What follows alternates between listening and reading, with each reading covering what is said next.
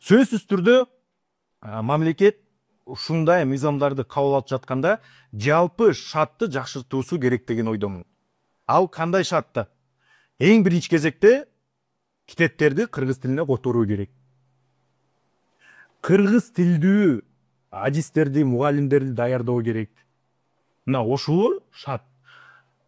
Муктаждык жаратуу керек Кыргызстанда кыргыз тилин сүйлөөгө. Муктаждык жок болсо, эч ким сүйлөбөйт, жүрө берет жыргап коюпчу. Талаптарды коюш керек. Сөз түрдө бүт жана жарнактар кыргыз тилинде болсун деген талап коюш керек. Депутаттар кыргыз тилинде сүйлөсүн деген талаптарды коюш керек. Мектепте эгерде класстан класска өтөм дей турган болсоң, кандайдыр бир даражада базалык деңгээлде кыргыз тилин билбейби аныкташ үчүн дагы бир эрежелерди киргизүү керек деген ойдомун.